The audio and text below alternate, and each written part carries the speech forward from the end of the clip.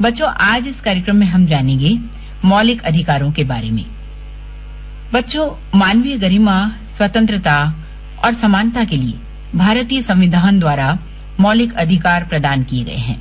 ये अधिकार हमें जीवन की, धर्म की और अभिव्यक्ति की स्वतंत्रता प्रदान करते हैं। मौलिक अधिकार हमें समान अवसर उपलब्ध करवाते हैं, राज्य से समान व्यवहार की अपेक्षा करते हैं, धर्म, भाषा और संस्कृति की स्वतंत्रता सुनिश्चित करते हैं और मानवीय जीवन को गरिमा प्रदान करते हैं। तो बच्चों, मौलिक अधिकारों के बारे में विस्तार से बताने के लिए आज स्टूडियो में उपस्थित हैं लाडपुरा कोटा के अतिरिक्त मुख्य ब्लॉक शिक्षा अधिकारी प्रथम श्री तपेश विजयवर्गीय। प्रिय विद्यार्थियों, आज हम भारतीय संविधान का महत्वपूर्ण अध्याय मौलिक अधिकार, जिसे मूल अधिकार कहते हैं, के विषय में बात करेंगे। बोर्ड, स्थानीय, प्रतियोगी परीक्षाओं में मौलिक अधिकार से संबंधित प्रश्न आते हैं। इन प्रश्नों को आपको लंबे समय तक याद रखना होगा। सर्वप्रथम हमारे सामने प्रश्न है कि अधिकार की आवश्यकता क्यों होती है।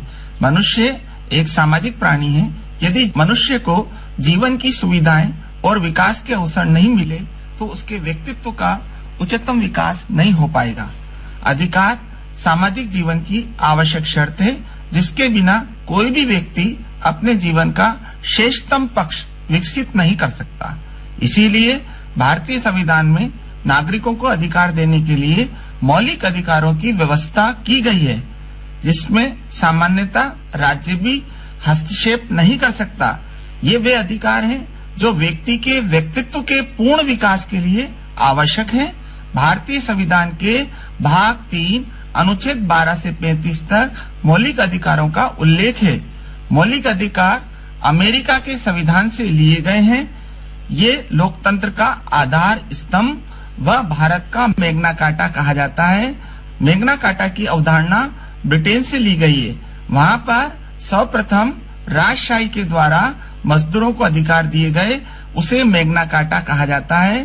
भारतीय संविधान में मैग्ना कार्टा मौलिक अधिकार को कहा जाता है। मूल रूप से भारतीय संविधान में वर्णित मौलिक अधिकारों की संख्या 7 थी, लेकिन वर्तमान में मौलिक अधिकारों की संख्या 6 है। अनुच्छेद 31 संपत्ति का अधिकार को 44वें संविधान संशोधन 1978 द्वारा मौलिक अधिकारों की श्रेणी से हटाकर कानूनी अधिकार बनाकर अनुच्छेद 300 क में स्थापित कर दिया गया। वर्तमान में 6 मौलिक अधिकारों की संख्या जो ये है: समानता का अधिकार पहला, दूसरा स्वतंत्रता का अधिकार, तीसरा शोषण के विरुद्ध अधिकार, चौथा धार्मिक स्वतंत्रता का अधिकार, पांचवा शिक्षा व संस्कृति का अधिकार, छठा संवैधानिक उपचारों का अधिकार। आए विद्यार्थियों, मौलिक अधिकार के विषय में विस्तार से जानते हैं। पहला अधिकार समानता का अधिकार, अनुच्छेद 14 से 18। यह अधिकार भारतीय जनता को सभी क्षेत्रों में समानता प्रदान करता है। अनुच्छेद 14 कानून के समक्ष समानता, विधि के समक्ष नागरिक समान है। कानून सभी नागरिकों को समान संरक्षण प्रदान करेगा। भारत की सीमा क्षेत्र के भीतर कानून की समान सुरक्षा प्रदान की जाएगी। अनुच्छेद 15 सामाजिक समानता, राज्य किसी भी नागरिक से जाति, लिंग, धर्म, वंश स्थान तथा अन्य आधार पर भेदभाव नहीं करेगा। देश के सभी नागरिक समान हैं। इसका अर्थ है प्रत्येक नागरिक को सभी दुकानों, सार्वजनिक स्थानों, कुआं, तालाब, सड़कों का प्रयोग करने का अधिकार है। अनुच्छेद 16 अवसरों की समानता, लोक नियोजन में अवसर की समानता का अर्थ सभी नागरिकों को समान अवसर प्राप्त होंगे। किसी से भी भेदभाव नहीं किया जाएगा। रोजगार केवल योग्यता व पात्रता के आधार पर दिया जाएगा। अपवाद, अनुच्छेद 16(3) के अनुसार किसी भी क्षेत्र में नौकरी देने के लिए निवास संबंधी शर्त लगाई जा सकती है। अनुच्छेद 16(4) देश के पिछड़े नागरिकों को उचित प्रतिनिधित्व के अभाव में आरक्षण की व्यवस्था की जा सकती है। अनुच्छेद 17 अस्पृश्यता, छुआछूत का अंत, इसका किसी भी रूप में प्रयोग व व्यवहार निषिद्ध है। लाखों भारतीय जिन्होंने समाज में भेदभाव हे दृष्टि से देखा जाना दुर्व्यवहार को झेला, वे अब अछूत नहीं हैं। उनके सामाजिक स्तर को उन्नत करने के लिए लगातार प्रयास किए जा रहे हैं। महात्मा गांधी की अतीव इच्छा थी कि अस्पृश्यता, छुआछूत की बुराई को जड़ से उखाड़ फेंका जाए, लेकिन दुर्भाग्य से अभी ये बुराई देश के कुछ भागों में देखने को मिलती है। अनुच्छेद 18 उपाधियों का अंत। इसके अनुसार सेना व शिक्षा संबंधी उपाधियों के अलावा राज्य कोई अन्य उपाधियों को प्रदान नहीं करेगा।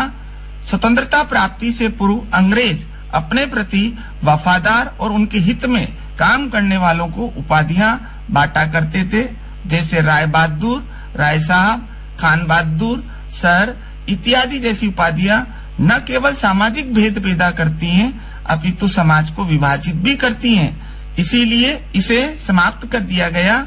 इनके स्थान पर भारत का राष्ट्रपति सार्वजनिक, सामाजिक, शैक्षिक, खेल के क्षेत्रों में संबंधित गणमान्य नागरिकों को भारत रत्न, पद्म विभूषण, पद्म भूषण और पद्म श्री जैसी उपाधियां प्रदान कर सकता है। इसी प्रकार सेना अथवा अर्धसैनिक बलों में सेवा और बलिदान के लिए सैनिकों को वीरता पुरस्कार प्रदान किए जाते हैं। अनुच्छेद 18(2) भारत का कोई भी नागरिक किसी भी विदेशी पुरस्कार को राष्ट्रपति की अनुमति के बिना ग्रहण नहीं कर सकता। दूसरा अधिकार, स्वतंत्रता का अधिकार, अनुच्छेद 19 से 22 में हमें दिया गया है। यह अधिकार है जिसमें व्यक्ति स्वतंत्र रूप से व्यक्तित्व का विकास कर देश का विकास कर सके। स्वतंत्रता पर कुछ तर्कसंगत पाबंदियां लगाई गई हैं, जिसमें अराजकता, अव्यवस्था और देश को विघटन की ओर न ले जा सके। अनुच्छेद 19(1) विचार अभिव्यक्ति की स्वतंत्रता, इसमें प्रेस की अभिव्यक्ति की स्वतंत्रता दी गई है। अनुच्छेद 19(2) बिना हथियार के शांतिपूर्ण सभा करने की स्वतंत्रता एवं सम्मेलन और जुलूस निकालने का अधिकार होगा। अपवाद राज्यों की सार्वजनिक सुरक्षा व शांति व्यवस्था के हित में इस स्वतंत्रता को सीमित किया जा सकता है। अनुच्छेद 19(3) भारतीय नागरिकों को संघ या संगठन बनाने की स्वतंत्रता दी गई, लेकिन सैनिकों को ऐसी स्वतंत्रता नहीं दी गई। अपवाद जब कुछ गैर कानूनी, अनैतिक और षड्यंत्रकारी संगठन बनाए जाएं, देश की एकता और संप्रभुता खतरे में पड़ जाती है, तो राज्य इस प्रकार के संगठनों को अनुमति नहीं दे सकता। अनुच्छेद 19(4) भारत के पूरे क्षेत्र में स्वतंत्र रूप से घूमने और भ्रमण करने की स्वतंत्रता। अनुच्छेद 19(5) भारत के किसी भी भाग में स्थायी रूप से रहने और बसने की स्वतंत्रता। अनुच्छेद 19(6) कोई भी व्यापार, कारोबार करने की स्वतंत्रता। अपवाद समाज के लिए घातक जुआ खेलना, वेश्यावृत्ति, मादक द्रव्यों का व्यापार इत्यादि की अनुमति नहीं है। अनुच्छेद 19 आपातकाल के समय समाप्त होता है। अनुच्छेद 20 इसके अनुसार अपराधों के लिए दोष सिद्धि में संरक्षण दिया गया। किसी भी व्यक्ति को उस समय तक अपराधी नहीं ठहराया जा सकता जब तक उसने अपराध के समय लागू किसी विधि का उल्लंघन नहीं किया हो। अपराध के समय कानून के अनुसार दंड दिया जाए। किसी भी व्यक्ति को एक ही अपराध के लिए एक से अधिक बार दंडित नहीं किया जा सकता। किसी भी व्यक्ति को अपने विरुद्ध लगे आरोपों के पक्ष में गवाही देने के लिए बाध्य नहीं किया जाएगा। अनुच्छेद 21 प्राण, दैहिक स्वतंत्रता और जीवन का अधिकार, स्वच्छ पानी, हवा, भोजन का अधिकार, स्वास्थ्य, निजता का अधिकार के रूप में इसका विस्तार किया गया। अनुच्छेद 21(a) 86वें संविधान संशोधन सन 2002 में 6 से 14 वर्ष तक के बच्चों को अनिवार्य निशुल्क शिक्षा का अधिकार मिला, जिसे शिक्षा अधिनियम 2009 के रूप में लागू किया गया। विशेष अनुच्छेद 20-21 आपातकाल में लागू रहेंगे।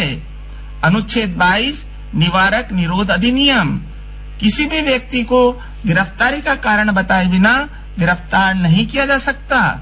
गिरफ्तार व्यक्ति को 24 घंटे के अंदर निकटतम न्यायालय में पेश करना होगा और बिना न्यायाधीश की अनुमति के उसे ज्यादा समय गिरफ्तार नहीं रखा जा सकता। इसमें आवागमन का समय नहीं जोड़ा जाएगा। मनपसंद वकील को गिरफ्तार व्यक्ति कानूनी सहायता के लिए कर सकता है। निवारक नजरबंदी। निवारक निरोध का अर्थ है किसी व्यक्ति को अपराध करने से रोकने के लिए गिरफ्तार कर उसे सीमित समय के लिए नजरबंद किया जाएगा। निवारक नजरबंदी के संदर्भ में वर्तमान स्थिति यह है कि किसी भी व्यक्ति को परामर्श बोर्ड की सलाह के बिना साधारणता 2 मास के लिए ही नजरबंद किया जा सकता है। तीसरा अधिकार, शोषण के विरुद्ध अधिकार, अनुच्छेद 23 व 24। ये अधिकार व्यक्ति को शोषण से बचाते हैं। अनुच्छेद 23 मानव व्यापार व बेगार तथा बलात् श्रम प्रतिबंध लगाता है। किसी भी व्यक्ति को वेतन के बिना काम करने के लिए बाध्य नहीं किया जा सकता। अपवाद, यह अनुच्छेद राज्य को बिना किसी भेदभाव के सार्वजनिक उद्देश्य के लिए अनिवार्य सेवा प्राप्त करने से नहीं रोकता। अनुच्छेद 24 बाल श्रम, 14 वर्ष से कम आयु के बच्चों से कोई जोखिम भरे काम करने पर प्रतिबंध लगाता है। इस प्रावधान का उल्लंघन दंडनीय अपराध है। दुर्भाग्य का विषय है कि भारत में छोटे बच्चों को घरेलू नौकर रखना सामान्य बात है। इसी प्रकार संगठित और असंगठित क्षेत्रों में फैक्ट्रियों, छोटे होटलों और ढाबों में छोटी आयु के बच्चों को नौकरी पर रखना एक प्रचलन सा बन गया है, जबकि सुरक्षित बचपन प्रत्येक बच्चे का अधिकार है। चौथा अधिकार, धार्मिक स्वतंत्रता का अधिकार। अनुच्छेद 25 से 28 में व्यक्तियों की धार्मिक स्वतंत्रता व्यक्तिगत मामला है। अनुच्छेद 25 देश के किसी भी नागरिक को किसी भी धर्म को मानने व आचरण करने व प्रचार करने का अधिकार है। अपवाद, सरकार को किसी भी आर्थिक, सामाजिक, राजनीतिक, धार्मिक व्यवहार से जुड़े किसी अन्य गतिविधियों पर पाबंदी लगाने का अधिकार है। अनुच्छेद 26 प्रत्येक धार्मिक संस्था को अपने सभी कार्यों का प्रबंधन करने, धार्मिक उद्देश्यों के लिए संपत्ति ग्रहण करने और उनका प्रशासन संभालने का अधिकार है। अनुच्छेद 27 किसी भी व्यक्ति को किसी धर्म या संप्रदाय विशेष के पोषण हेतु कर देने के लिए बाध्य नहीं किया जा सकता। अनुच्छेद 28 धार्मिक संस्थाओं में धार्मिक शिक्षा और धार्मिक पूजा की स्वतंत्रता के विषय से संबंधित है। राजकीय कोष से संचालित किसी भी शैक्षिक संस्थान में कोई धार्मिक शिक्षा नहीं दी जाएगी। खंड 1 में लगाई गई उपरोक्त रोक ऐसे शिक्षण संस्थानों पर लागू नहीं होगी जिनका प्रशासन तो राज्य के पास है, परंतु उसे ऐसे धार्मिक ट्रस्ट अथवा संगठनों ने स्थापित किया है जो ऐसे संस्थान धार्मिक शिक्षा देना चाहते हैं। ऐसे संस्थान जो राजकीय कोष से संचालित नहीं है, उनमें किसी बच्चे को धार्मिक शिक्षा लेने के लिए विवश नहीं किया जाएगा। भारतीय संविधान के इन प्रावधानों का उद्देश्य राज्य अथवा किसी अन्य समुदाय में दखल के बिना पूरी धार्मिक स्वतंत्रता प्रदान करना है। इसीलिए भारत एक पंथ निरपेक्ष राज्य है। शिक्षा और संस्कृति का अधिकार, अनुच्छेद 29 व 30। भारतीय संविधान के अनुच्छेद 29 व 30 प्रत्येक नागरिक को, विशेषतः अल्पसंख्यकों को, उनकी संस्कृति, भाषा, लिपि को संरक्षित रखने का विश्वास दिलाता है। यह अधिकार केवल अल्पसंख्यकों के लिए है। अनुच्छेद 29 अल्पसंख्यकों के हितों का संरक्षण भारत के क्षेत्र में रहने वाले वर्ग जिनकी अपनी भाषा व लिपि संस्कृति है को भाषा, लिपि और संस्कृति को बनाए रखने का अधिकार है। अनुच्छेद 30 अल्पसंख्यकों को अपने शैक्षिक संस्थान स्थापित संचालित करने की गारंटी देता है। शैक्षिक संस्थानों को सहायता प्रदान करते समय राज्य किसी भी शिक्षण संस्थान के साथ इस आधार पर भेदभाव नहीं करेगा कि उस संस्थान का प्रबंध किसी धर्म, एक भाषा पर आधारित अल्पसंख्यक संस्थान के हाथ में है। छठा अधिकार, संवैधानिक उपचारों का अधिकार, अनुच्छेद 32। इस अधिकार को प्रारूप समिति के अध्यक्ष डॉक्टर भीमराव अंबेडकर ने भारत के संविधान में हृदय और आत्मा माना। प्रभावकारी होने के लिए मौलिक अधिकारों के पीछे न्यायिक शक्ति प्रदान की गई है। भारतीय संविधान निर्माताओं ने इन अधिकारों के उल्लंघन होने पर उपचार भी प्रस्तुत किए। अनुच्छेद 32 के अंतर्गत संविधान लोगों को मौलिक अधिकारों को लागू करवाने के लिए उच्च न्यायालयों तथा सर्वोच्च न्यायालय में जाने की गारंटी देता है। यह न्यायालय सरकार को मौलिक अधिकारों को लागू करने के लिए आज्ञा निर्देश दे सकता है। ऐसे निर्देश और आदेश को रिट या लेख कहा जाता है। रिट या लेख 5 प्रकार की होती है। पहला, बंदी प्रत्यक्षीकरण रिट। इसका अर्थ है गिरफ्तार व्यक्ति को न्यायालय के समक्ष प्रस्तुत किया जाना, ताकि न्यायालय यह परीक्षण कर सके कि गिरफ्तारी कानूनी दृष्टि से ठीक है या नहीं। गिरफ्तारी गैर कानूनी होने पर न्यायालय गिरफ्तार व्यक्ति को मुक्त करने की आज्ञा दे सकता है। ये लेख निजी स्वतंत्रता के रक्षार्थ माना जाता है। परमादेश, ये आदेश कोई विशेष अधिकारी अपने कानून कर्तव्य की अवहेलना कर रहा है और इस कारण अन्य व्यक्तियों और व्यक्तियों के अधिकारों का अतिक्रमण हो रहा है, तब जारी किया जाता है। प्रतिषेध, ये लेख उच्च न्यायालय द्वारा अधीनस्थ न्यायालय को तब जारी किया जाता है जब वे क्षेत्राधिकार से बाहर केस की सुनवाई करने का प्रयास करते हैं। उत्प्रेषण, ये लेख किसी अधीनस्थ न्यायालय को अपने यहाँ पड़े किसी केस को उच्चतम न्यायालय को प्रेषित करने की आज्ञा देता है, ताकि केस की प्रभावशाली ढंग से सुनवाई की जा सके।